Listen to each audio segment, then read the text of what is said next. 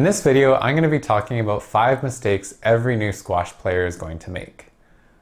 Having made many of these mistakes myself, I hope you can learn from my experience.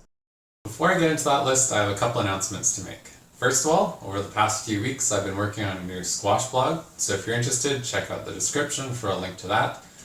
And secondly, if you're on Instagram, please follow my account if you're looking for more squash-related content. Again, link to that in the description. That being said, let's start with number 5 on my list, standing still after hitting the ball. Let's say you've just played the ball from the back left corner and are still standing there. Your opponent can now hit to any of the other 3 corners, as they should, in which case you now have to sprint either the full diagonal, width, or length of the court. Let's imagine this time that after you've hit the ball from the back left corner, you move back to the center of the court, the tee area. Once your opponent plays their shot, the most distance that you'll have to cover is either half of that diagonal, half of the width, or half of the length. This is a much more efficient approach to playing the game. In practice, the best place to stand is just behind where the half-court line meets the short line, also known as the tee. Your tee position can actually change depending on where your opponent is hitting the ball from, but that's a talk for a different day. Next on my list, number 4, not watching your opponent. Again, let's say you've played the ball into the back left corner, as you should.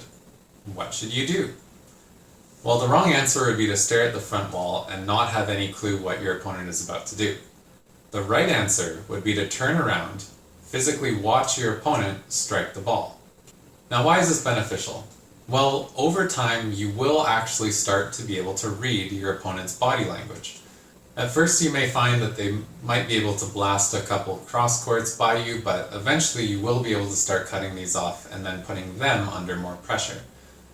If you're simply staring at the front wall, they can boast, they can drop, anything they do will pretty much catch you by surprise.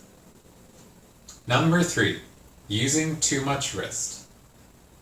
In order to generate power, many new squash players will often snap their wrist because they have yet to learn the proper squash technique.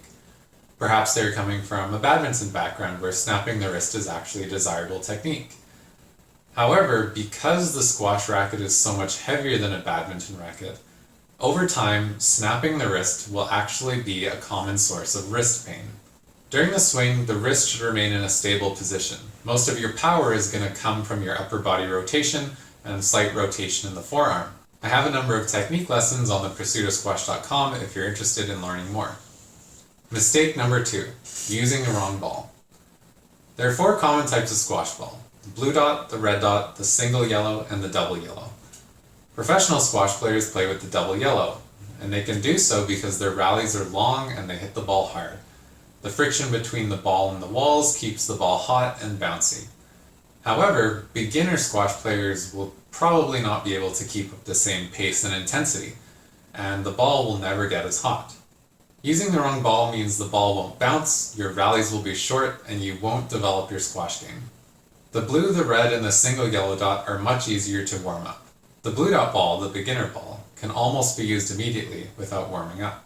If you're using the wrong ball, it's likely going to stay too cold and won't bounce. Your rallies will probably be over in 3 shots or less. If all your game consists of is a serve, a return, and an attempted winner, you're never going to be able to develop the skills that true squash players possess. If your rallies never surpass 10 shots, try switching to a bouncier ball. Anyone who plays racket sports will tell you the longer the rally, the more fun the sport becomes. And last but not least, number 1 on my list, hitting the ball too short, too soon. Often I see new or inexperienced players trying to end the rally as soon as possible. Maybe immediately after the serve, they'll try and drop the ball, ending up hitting it in the tin or ending the rally, one way or another. Especially at this stage of your progress, playing these shots is incredibly risky, and you might actually end up losing more points than winning. Hitting the ball into the tin is super frustrating. I'll let you in on a little secret. Squash players at any level, especially the beginner level, really struggle to dig the ball out of the back corners. So if you start hitting the ball there, the chances are, especially if your opponent is also a beginner, you'll win the point outright. Not to mention, learning to hit the ball deep is a fundamental skill in good squash. The sooner you start practicing this, the faster you'll move up that club ladder. So like I said at the start of this video, if you're interested in even more squash content, you can always check out the blog, the main site at thepursuitorsquash.com, or simply follow me on Instagram.